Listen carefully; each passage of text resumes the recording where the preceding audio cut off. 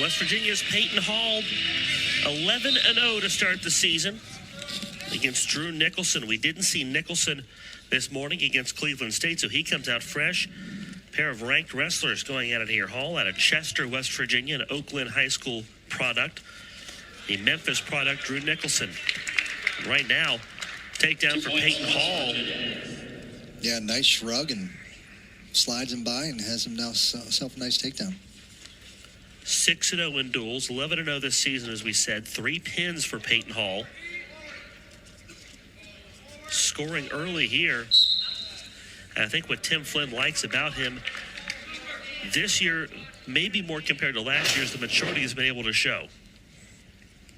Yeah, I think he's done a nice job. So that's that little slide by, throw by, and it makes it look pretty simple and easy. Read the pressure right and throw him right by. So his intensity's picked up a little bit. His technique is a little bit better too, right? He's been more aggressive in certain ways.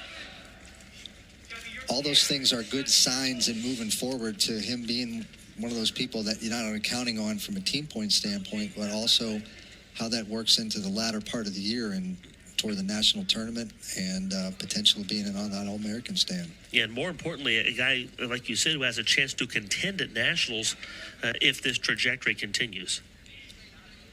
Well, look, it's competitive as all heck, and especially in this weight class, right? I mean, there's a lot of good people in the country, and this is sort of like your average size person, right? So you're going to get a lot of people who are really good in this area.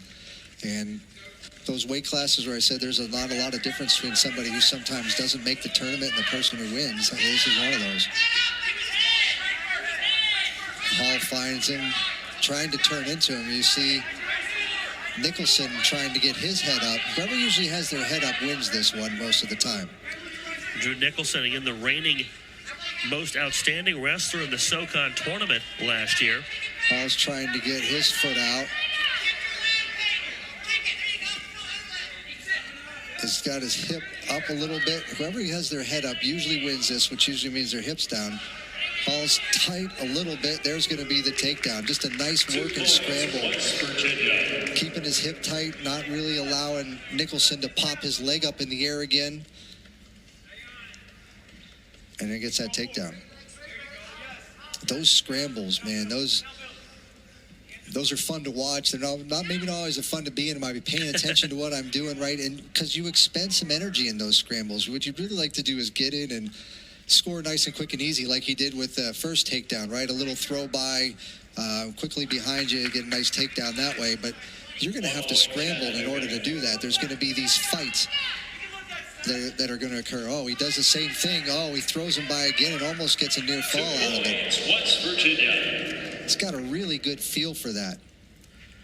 Nicholson trying to find just anything that works right here in Hall, not letting him in any space. He'll take a comfortable 6-2 lead after one. See, here's this scramble right here, and he does a nice job. And when he knocks the arm down, pushes his hip into him, he gets that 2-point takedown there. And then just that throw by again, almost throws him on his back for a near fall. There's 4. And 6 was to come. So 6-2 the lead for Peyton Hall.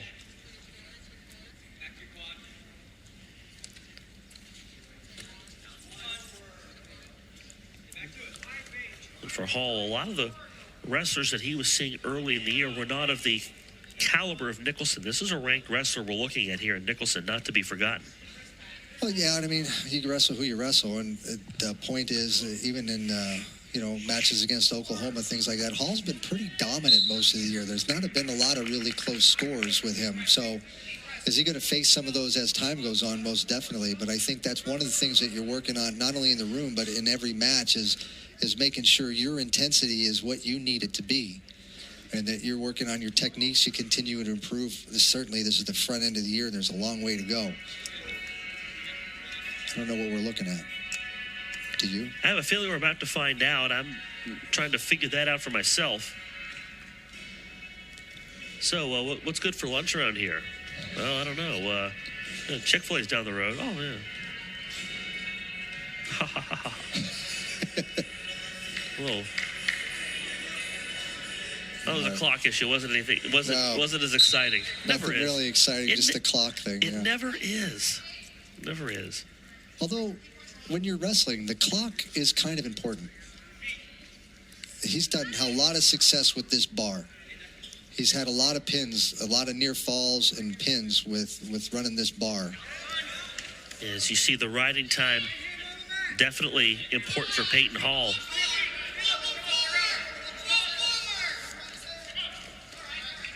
And Nicholson just cannot find space to breathe. So I listen to Cliff Moore, and almost everything I hear him say includes drive forward and attack that, right? Drive forward and attack it. Now, Cliff's won himself a national title. He's got a little understanding about wrestling, right? So drive forward and attack it, which is probably pretty good advice in most situations. The more you back away, the more you try to slide away, the more problematic that is. You want to attack people as much as possible. That's a good look at Cliff Moore. As far as wrestling goes, Tony Alvarado's North Star.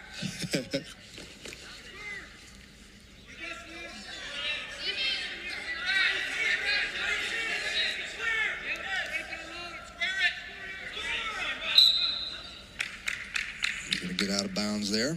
5 seconds left in the second period. That's really a good way to melt the clock away, because with 5 seconds left, there's not a lot you can do. Well, Hall wanted that takedown to be up 8-3 going into the third period. He's got 2 minutes and 46 seconds of riding time. If he had his druthers, you're right. Major decision. Well, actually, excuse me, a technical fall last week against VMI a week ago Sunday. He won last year against that Chattanooga. start. I don't know. You know, when Nicholson gets on top. Oh, there's that throw by again. There's the escape and throw by. So when Nicholson gets on top, I don't know why that's not a caution, because he comes down with both hands, hits him in the thighs on both sides instead of picking that. I don't know why. You're supposed to be paying attention to that part of things, and I'm not sure why that's not a caution in the way he gets on there.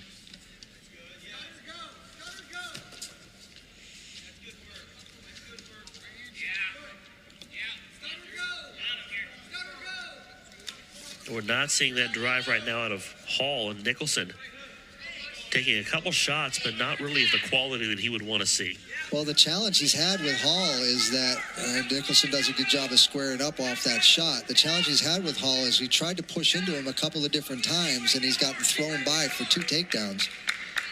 And so he's a little leery of doing that, I would assume.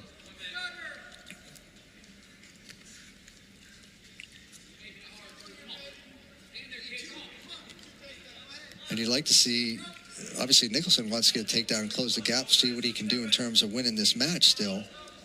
And for West Virginia, Hall, you want to see him get that other takedown, aside from those throw-bys, which are really good. Hall fought off the body blow, trying to get the takedown out of it.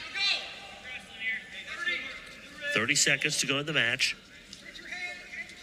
So this is those areas in the past, and again, we're going to talk about stance a little bit, right? Stay down in your stance.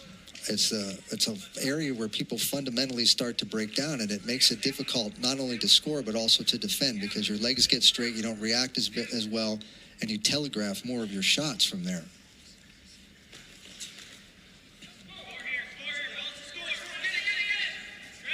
Got 4 seconds left in the period. Nicholson tried to get a late score, wasn't able to do it. Peyton Hall will come away with his 12th win of the season with an 8-3 the 9-3 takedown over Drew Nicholson. Team score goes to 12-9, and this is Peyton Hall doing what Peyton Hall does best. We're back with more on Big 12 Now on ESPN+.